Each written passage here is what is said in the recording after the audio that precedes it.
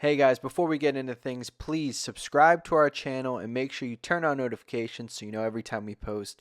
And also, head over to our social pages, Twitter, TikTok, and Instagram so you can see clips and chat wrestling with us. But now, let's get into the video. What's up, everybody? Back again, C2 Wrestling with a little bit of a Raw review coming at you. It's a great episode tonight. There was a lot of action, a lot to look forward to leading up to Bash in Berlin this Saturday. We will be watching Bash in Berlin live as well. We will be putting up some videos post Bash in Berlin, reviewing that as well. So be sure to check that out. Subscribe, hit the like button, make sure you get that content coming your way. But for tonight, it's Monday Night Raw, and there's a lot to get to. I want to ask you, what do you want to start with? What do you want to go into first? Look, we've spent multiple minutes, whether it's on our podcast or it's in videos, talking about our love for Bronson Reed. We got to talk about big meaty men slapping meat. We have to. That's how we have to start things. It is absolutely how we have to start things. I'm glad you got right into it. That is one of the best Raw moments in a long time. You know, growing up, man, 27, right? We're the same age, okay? So we grew up really during the heat of the late attitude, ruthless aggression era. And I remember as a kid, maybe not even seeing live at the moment, but seeing playbacks of moments like Shane McMahon and Kane going into the fire, you know, JR and getting lit on fire is another one, you know. There's just moments on Raw that are a bit more memorable when they're on TV, but they're scarce. And something like Bronson coming off that balcony, whatever you want to call it, onto Braun Strowman onto the car, like that's a moment they can play back in replays forever. It's a great hit.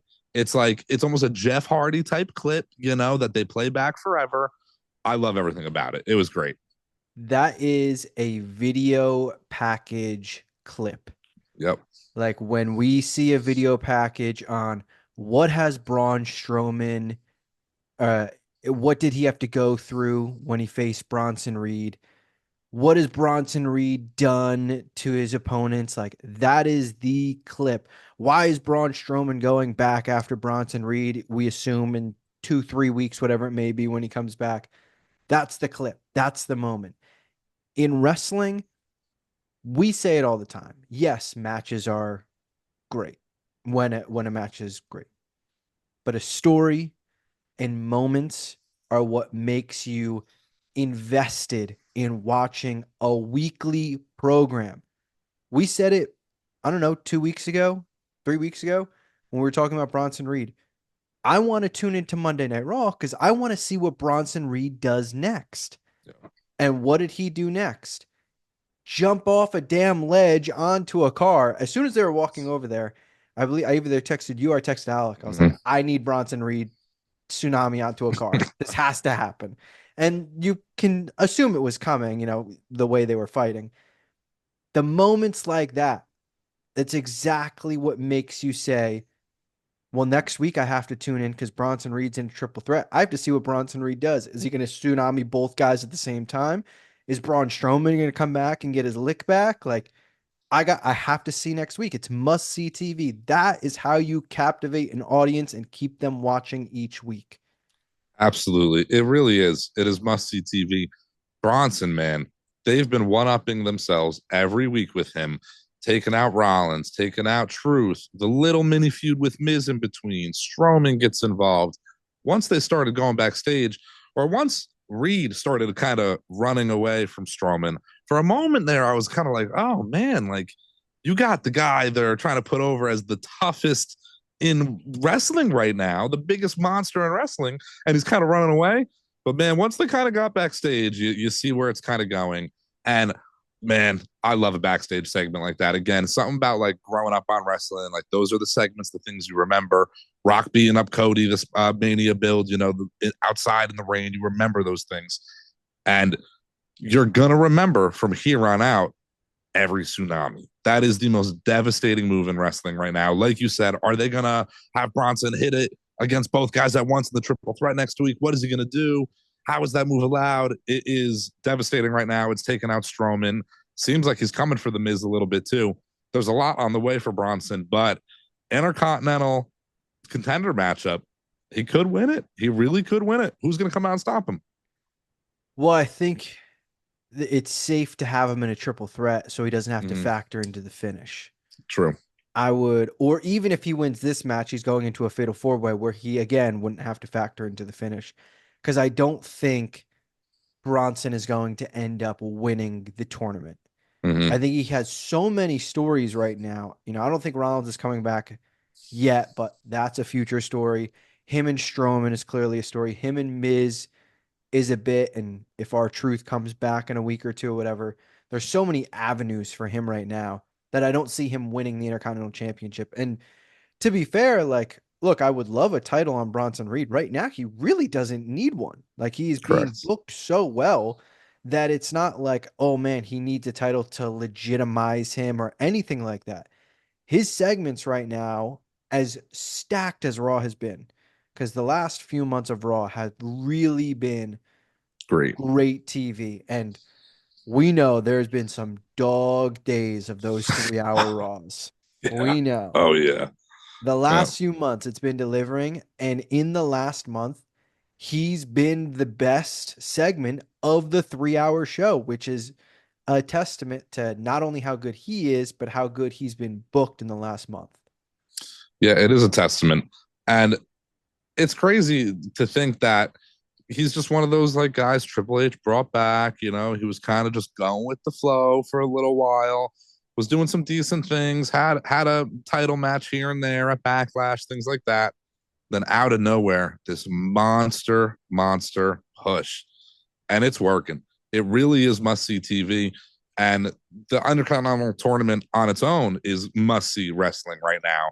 And you're kind of factoring in all these feuds involved. I want to see it. I agree. I don't think Bronson wins the match. I do think that is the idea going in. Oh, how could he lose? Who's going to stop him? All the guys he's attacked are hurt. No one's gonna come out, but somebody will. I think it's Seth Rollins, actually. I do think he could be the one to potentially stop Bronson. Maybe he does win the triple threat. Maybe it's the fatal four way. Maybe they postpone it a little bit. But Bronson is so over right now. They got this guy hot. He's on fire. And you can continue it on Raw, yes. Like you said, he doesn't even need a title right now. But at what point do you really get him on a bigger show? He wasn't on the last show. He's not on Bash in Berlin. Bad Blood, him versus Rollins makes sense. Bad Blood, again, being themed in a way. I feel like they're trying to set up blood feuds, and that is a more so potentially blood feud. Bronson really took out Rollins like we've never seen before. But too soon, I don't know. It depends where Rollins is at. There's kind of rumors he's healing some chronic injuries. We'll see. Who really knows? Regardless, though, Bronson Reed, it's the most must watch thing, I think, in WWE for me right now. It really is. And I think that him versus Strowman at Bad Blood isn't far fetched, especially True. since we didn't get a clean finish tonight. Mm-hmm. And we finished with such a great moment where you have Strowman, the monster among men. Obviously he's going to come back. Obviously he's going to. This isn't the end between him and Bronson Reed.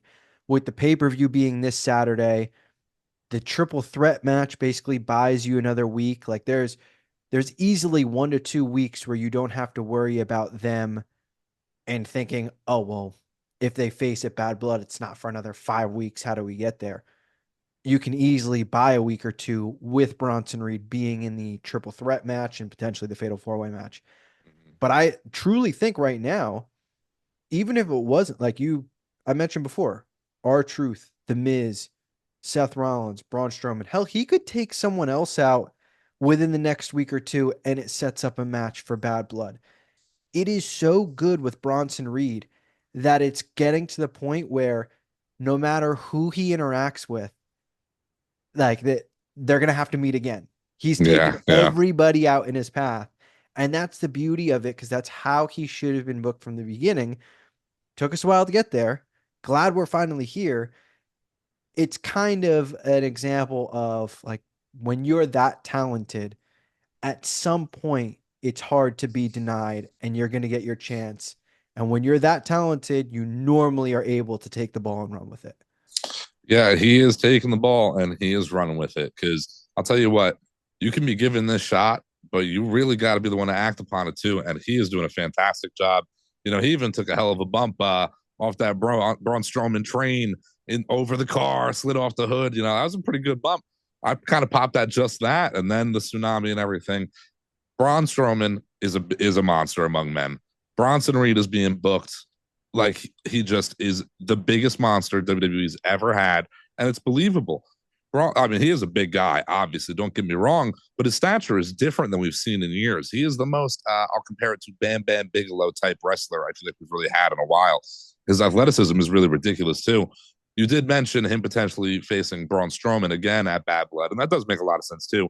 In fact, I'd be all for it. I think a Bronson versus Braun last man standing match, something along those lines, would be fantastic.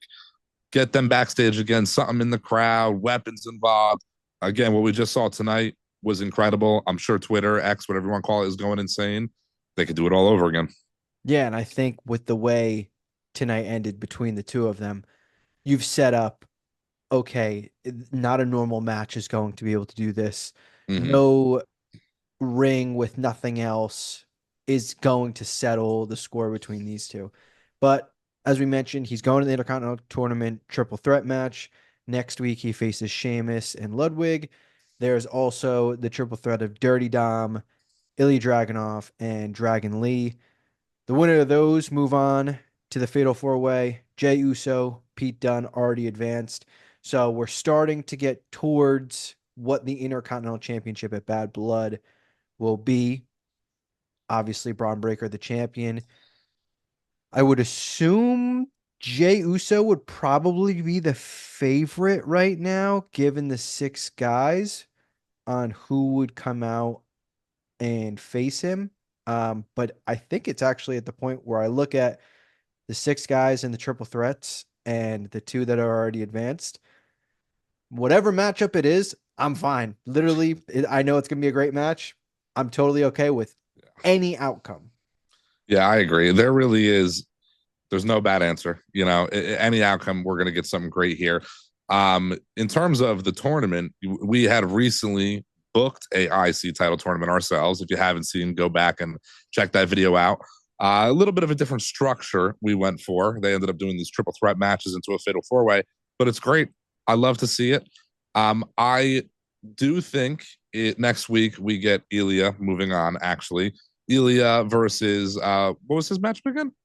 I'm He mixing it up. faces Dirty Dom Dirty and Dom and Dragon Lee. Dragon Lee. Yes, okay. Reasoning for Ilya is because there's a little bit of heat there with Dirty Dom and Dragon Lee. I can see Ilya getting that, third party finish type win. Some sort of heat there, just based off tonight's segment between LWO and Judgment Day. But we'll see. I think this match is going to lead to a Braun retain, in Georgia, hometown, Braun Breaker. But I was kind of thinking about it during tonight's Raw with Jey Uso. I think if Jey Uso wins this tournament, which is likely, I think he is maybe leading the pack. I think if Jey Uso were to win the tournament and you have him go against Braun Breaker, you can have the feud leading up to that kind of be the Braun Breaker is, yes, unstoppable, but he's a little green still, new, fresh, in over his head. Big dog, kind of got the big ego. He is unstoppable, but he's not undefeated. He has already been proven to be beaten. Sami Zayn has beat him. And you have Jey Uso going in with the just over as could be baby face, veteran, you're not as good as you think you are type attitude. You very well could have Jey Uso come out with a quick kind of win over Braun, get the Intercontinental title, get that one up over Braun, but then you quickly, within a month, you flip it back and you have Braun win the title back over Jey. That can lead Jey into whatever is coming up, potentially a bloodline involvement thing again. And that just kind of puts Braun over, I think, a little bit more, in my opinion. Usually, I like to see these guys win the title, hold on to it. I'm not usually for kind of just hot potatoing it back and forth. But I think that really sets Braun up to be like, again, a bigger monster than he's been set up to be, even though he has lost to Sami Zayn. They did do that similarly with his NXT title reign with Dolph Ziggler. Mm-hmm. Correct. He drops the title, wins it back pretty quick on a Raw, to give him a little bit more of a bump up. So it's something they have done with him. There was 2 points that I thought of from Raw with Braun Breaker if he were to face Jey Uso.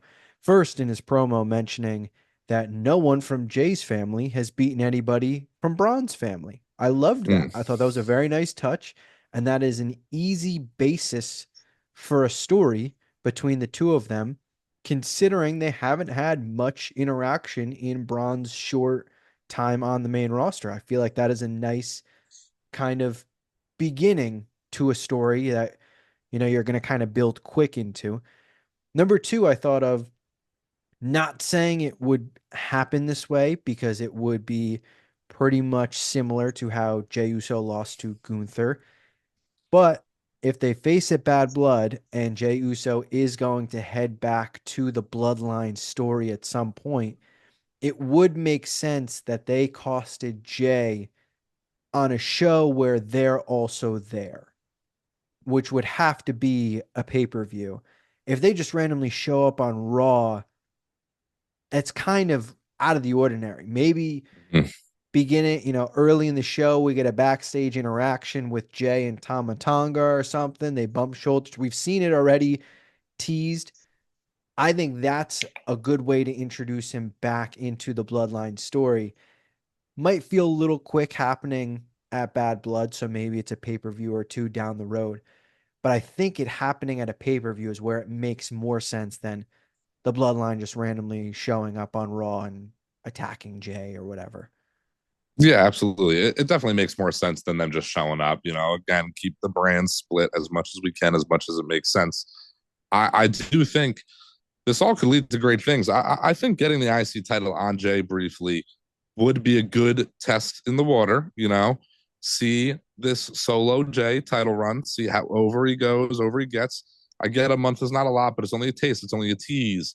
It is very much a Daniel Bryan esque thing to do. Give him the win, take the title away, have him get more over than he could ever be. And by Mania, Jay could be the next big thing. Jay does have, in all honesty, a Rumble win trajectory right now. There's only so many guys that really have an opportunity to win the Rumble every year. And I know we're early, maybe for spitballing that, but Jay's leading that pack, and how do you kind of build him up to that if that's maybe the path they're taking? I do think again, bringing up the family, my family has to be, or your family has to be mine. That's great. Again, I love that too. That's just a good old kind of new twist on some sort of feud rivalry. Again, it's just something fresh we haven't necessarily seen before. That's what we get out of these, second and potentially soon third generation superstars. But it's great. Raw top to bottom has been so good. And the IC title tournament, Bronson Reed, everything all tied together. There's other feuds involved, Karrion Kross, Final Testament, New Day, just so much going on right now. I can't help but be home, be in tune, watch every bit of wrestling. Yeah, and we have to get into the main event. We talk of Braun Breaker and Jey Uso mentioning their families, from their families to another family of the Wyatt Six. Main event, what feels like the bow on the story, no pun intended. Bo Dallas, Uncle Howdy defeats Chad Gable in the main event. I thought that the story was kind of over with the six-man tag, but to be fair, it would feel weird to end that story without getting an Uncle Howdy match, considering he wasn't even in the six-man tag. This does feel like the end of their story. I don't see what more they could do between Uncle Howdy and the Wyatt Six with American Made and Chad Gable. So we know American Made and Chad Gable, they'll find their way. They'll be, whether it's going for tag titles or trying to go for the Intercontinental, whatever it may be, they'll find their way. I think the bigger topic is what is next for Uncle Howdy and the Wyatt Six. I do have one thing in mind, but I want to hear your thoughts first. I would argue that the Wyatt Six right now is the hardest thing to book. If I'm fantasy booking, if I'm on that creative team, the hardest thing to book in wrestling right now is the Wyatt Six. Assuming this faction is or not the faction, but the feud is over with American Made, which is fine. Move it along. It was good. American Made again. They'll do their own thing. Their promo, I did want to mention leading into the match, Chad Gable was fantastic. That was love. It was fantastic. Lovely to see. I'm looking forward to seeing a more American Made. I think leading into this whole Minnesota deal, we're going to be getting a lot more Chad Gable. So it's okay. Let's move it along. But what's next for the Wyatt Six is interesting. It's really tough to say. It seems like they're kind of leaning face with this faction. Yeah, they're playing this again, a little supernatural esque in betweener type feud with America Made. But what do you have him do next? Maybe feud with the Judgment Day? Breaking up the family. It seems like that's kind of what Chad Gable did with Alpha Academy. If they're going to continue to play off that idea, I really don't know. I'm kind of at a loss with the Wyatt Six, and I thought this would be a problem even way before they debuted. Would be what do you do with them? Really, how do you put them over and get them over, including everything going on in wrestling right now? It's just a lot. It's tough to really fit them in the mix. I think it's two avenues are probably the most likely. One of them is way less likely considering they seem to be face. The one avenue would be the Jey Uso avenue, but again, it's face versus face. They pretty clearly are going to be faces, even though they're kind of stressing the like, if you've turned down your family or whatever, like you know, we want to set you straight. But it does feel like it makes more sense for them to go after the Judgment Day. Mm. And I say that I know the Judgment Day has this feud going with the Terror Twins, whatever you want to call it, Damian Priest and Rhea Ripley. But we've seen plenty of times with Triple H booking two stories with one person or one faction, whatever that may be, and having them kind of interject, but not really. My biggest focus is the tag titles because Finn and JD have won the tag titles and they've kind of been an afterthought, like the titles themselves. I could see the Wyatt Six going after the Judgment Day, maybe not so much of Liv and Dom, but more so Finn, JD, and going for the tag titles with the notion of you turned your back on your family, you costed them what they cared the most about, the world championship and the women's world championship. So we must take something from you being the tag team championships. So that to me is like the only next feuds because it really does feel thin if you're going to hammer home the we're going after the people who turn their back on their family.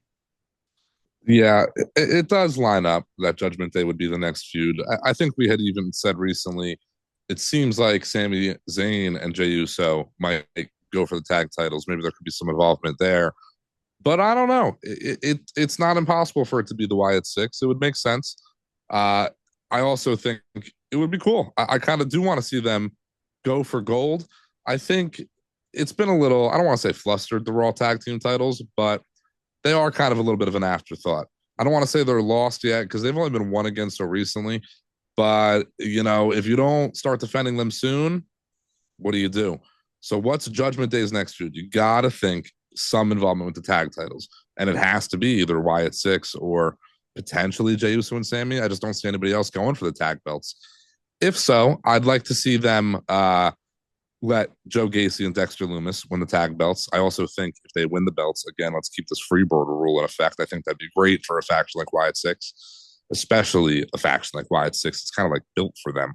But maybe that's long term thinking. Who knows? I don't really see any other team on Raw winning the tag titles anytime soon.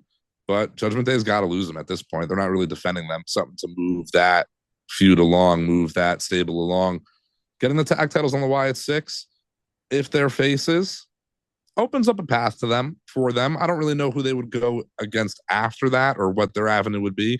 Maybe Bo is still kind of or Uncle Howdy's still kind of a single star. But I would like to see, with that said, more Bo. I would like the Uncle Howdy to kind of fall off a little bit and get more Bo Dallas, Bo Wyatt, whatever you want to call Yeah, the my biggest issue with them winning the tag titles as we're talking and kind of spitballing out loud, the Wyatt Six probably works better as chasers and not being chased. it. Mm-hmm. If you get what I'm saying, if they hold the tag titles, and it goes back to what we've mentioned, even with Bray Wyatt, it's very difficult to have these type of characters win titles. It's very difficult to then book it after and kind of keep things making sense. It's kind of difficult to have a faction like that debut how they have, be as destructive as they have, put titles on them, and then them just cut a promo of anyone wants it, come get it. It's that's Mhm. not in their nature. They are a go after people. And if you're the champions, they come after you, you don't go after them. So that immediately, like talking out loud, I'm like, all right, this doesn't make sense. What I don't want, and now this would be a feud that is not based off of family. This is just two factions that are freed up. Do not, do not do the Wyatt Six versus the Final Testament. Like, I just know it's a faction that's opened up from their previous feud. Like their feud is over. They don't have a current story. The Wyatts potentially don't have a current. No, I would rather 2 months of vignettes for the Wyatt Six than doing that. And I like Cross. Mhm. AOP's okay. No. Yeah, let's definitely not get into that. Final Testament does not need to be involved. I'll tell you what could be involved though. There's been a lot of talk about the bloodline and the old bloodline and the new bloodline and this bloodline and that and so on, and them all being involved in war games. And it seems likely, but maybe it's not. Maybe the Wyatt family, maybe the Wyatt Six is involved in the war games, and they're somehow going to lead up to that. That would also be great to see. I think that would be a very intriguing faction to put into war games. So if they could somehow swing a story where that fits Survivor Series more than Bloodline versus Bloodline, I could be interested in that. I do agree. I think they're more chasers than being chased when it comes to titles. And again, maybe that's more the face side of this faction, but it's tough to see them with titles in general. Uncle Howdy, even, I can't picture him walking out with, as like, I hate the word, but the aura of the entrance, everything, it doesn't really fit him having a title for me. I think that's where they need to, at a point, draw back a little bit on the character and bring in Bo, bring in Dexter, Rowan, Joe Gacy, Nikki Cross a bit more. I did just think of a name, and Mm-hmm. this would be more so one-on-one type feud. And I would like this. So maybe this would be a Uncle Howdy feud. Maybe he goes after Ludwig. Okay. Did take out Giovanni Vinci as tag partner. Mm-hmm. I know Gunther is technically with Ludwig, but Ludwig's been, especially the last few weeks, ever since he's come back, and even right before he got injured, he's had his own stories that are separate from Gunther plenty of times. So, granted, again, it's you have a faction compared to one person, but that's a name that makes sense. He did turn his back on his family, his tag team partner. He's a heel. He's not going to have a story. It's thin on people that are available for this specific type story. It is thin, but that is another good option. It fits the bill of, again, like breaking up with your family, stable, whatever you want to call it, faction. I would be interested in it. Ludwig is one of those wrestlers right now too that you had just said recently. Triple H has done a lot of this side booking for people. You know, it really is like a 2K my career mode when you're in a big feud with one guy, but you're walking the hall and there's Ludwig Kaiser, and you go talk to him and you start a side quest. You know, it's there's a lot going on for some of these guys, and Ludwig, even though he is paired with Gunther, the world heavyweight champion, he has been doing his own thing on the side a bit, and I think that will continue. I think it would be actually great to see him Intercontinental Champion alongside Gunther World Heavyweight Champion.